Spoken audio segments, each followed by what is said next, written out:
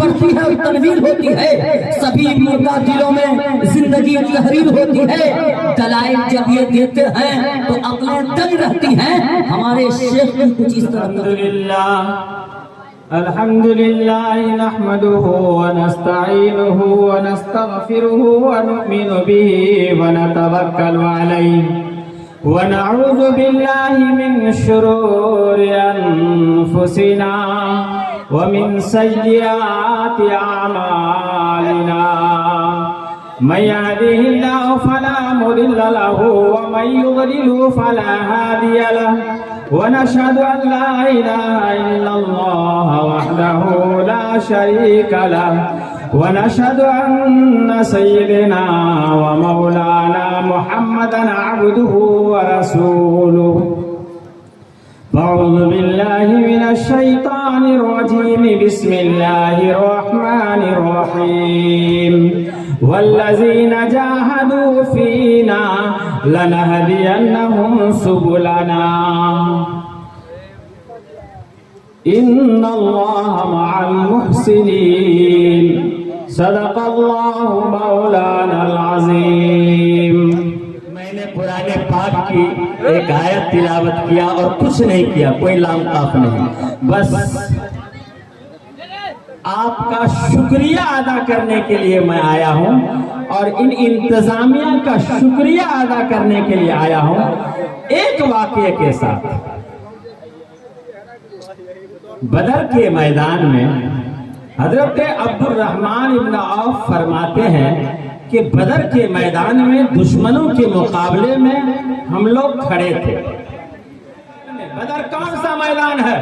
बदर वो जंग है जिसमें हमारे आका सल्लल्लाहु अलैहि वसल्लम और सहाबाए किराम पनाह के तौर पर मदीना चले आए थे, खामोशी से इस्लाम को फैला रहे थे, दुश्मनों से मुकाबला नहीं करना चाहते थे। लेकिन मक्का वालों ने यहाँ तक पीछा जब कर दिया तो याद रखो, हिंदुस्तान का कानून भी है कि अपनी दिफा और अपने बचाव के लिए तुम लाठी रख सकते हो, लाइसेंसी हथियार रख सकते हो। अगर तुम पर कोई हमला करे, तेरी इज्जत पर हमला करे, तेरी जान पर हमला करे, तो तुम्हें इख्तियार है कि उसकी दिफा करो। लोग कहते हैं कि इस्लाम जोर से फैला है, तलवार से फैला है, हरगिज़ नहीं। वमा अरसलनाका इल्ला रहमतल लिल आलमीन। दो टोक अल्लाह तबारक व तआला ने मोहम्मद अरबी सल्लल्लाहु अलैहि वसल्लम की तारीफ की है, उनके गुणवत्ता को बताया है, उनके गुण को बताया है कि ऐ मोहम्मद सल्लल्लाहु अलैहि वसल्लम, हमने आपको पूरी दुनिया के लिए रहमत बना के भेजा है, रहम करने वाला बना के भेजा है, बेरहमा नहीं बनाया है, निदर्दा न बनाया है, बल्कि आपके दिल में औरतों का भी दर्द है, मर्दों का भी दर्द है, जानवरों का भी दर्द है, आपको रहमतुल लिल आलमीन बना के भेजा है। ऐ लोगों, जिसकी गवाही बनाने वाले ने खुद दिया है कि हमने इन सिफात का हामिल बना करके इस गुण के साथ हमने भेजा है, वो मोहम्मद जुल्म कैसे कर सकता है? कैसे कर सकता है? लेकिन दोस्तों बुजुर्गों, दुश्मनों ने जब पीछा किया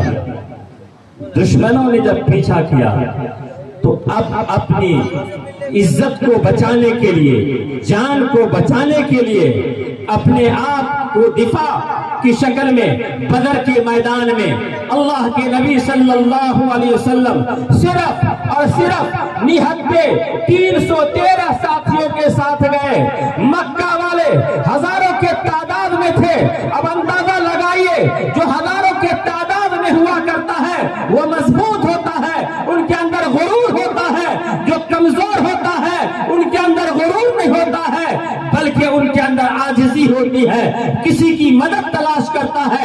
चुनांचे 313 ने अपने खुदा को पुकारा और कहा, खुदा, हम हक के खातिर दुनिया में आए हैं, दुनिया से जुल्म बातिल को खत्म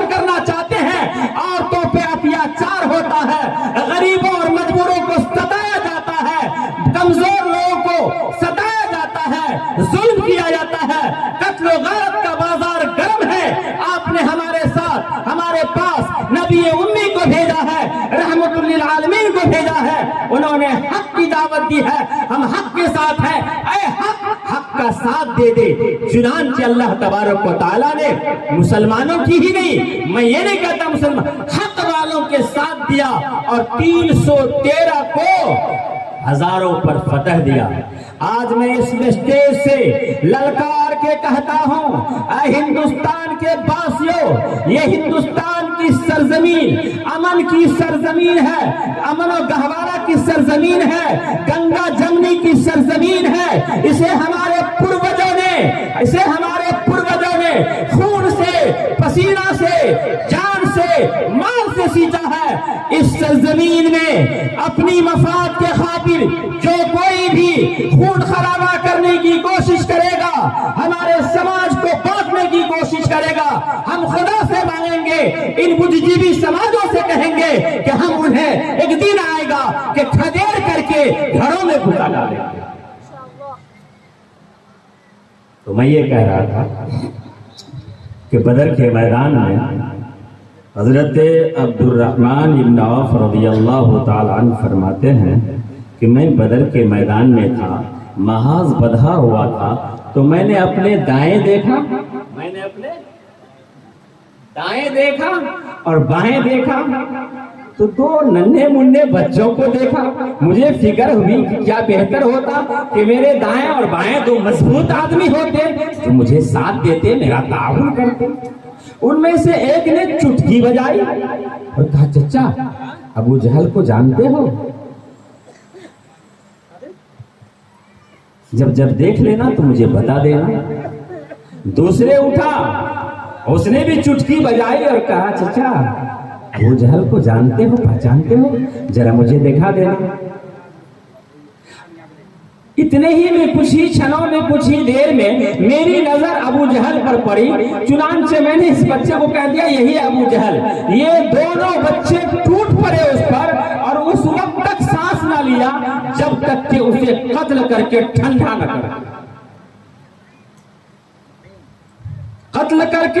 न कर दिया। हजरत अनस इब्न मालिक की रिवायत अलग है।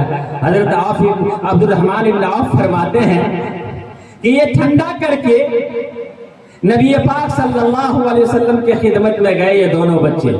मैंने कहा कि मैंने अबू जहल को ठंडा, फितना को खत्म कर दिया, फितीन को खत्म कर दिया, अबू जहल को ठंडा कर दिया।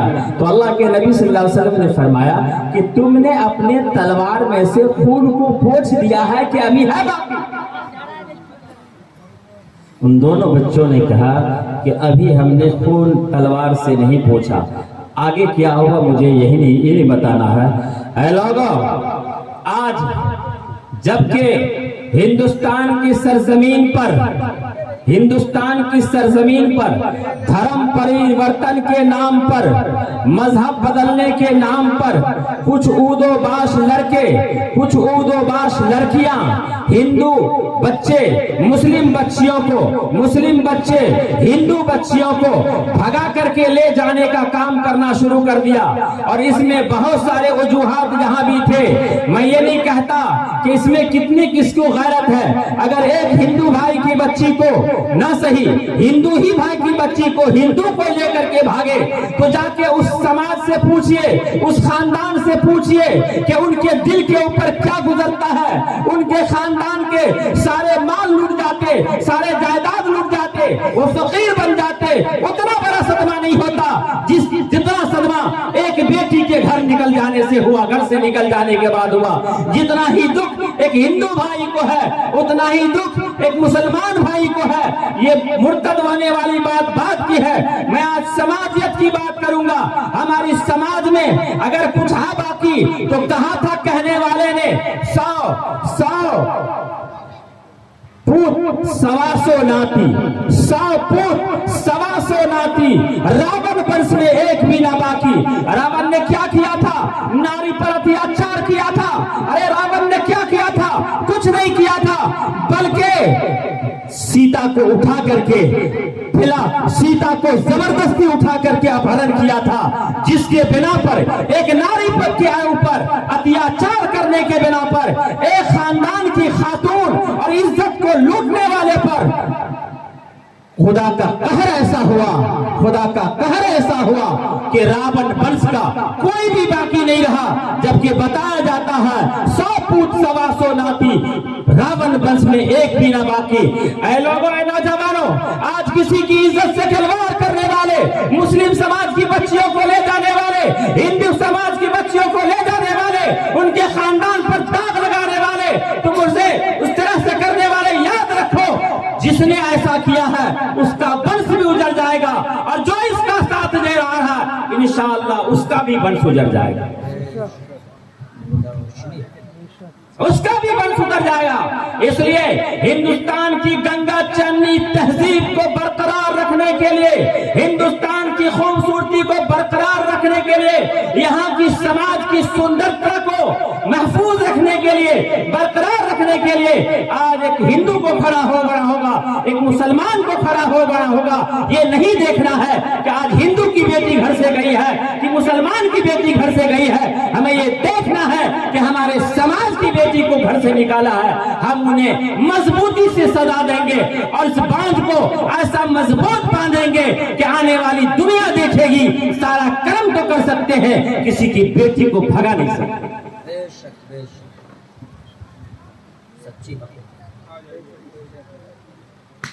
मैंने मिसाल दिया था मुआज और मुआविज का।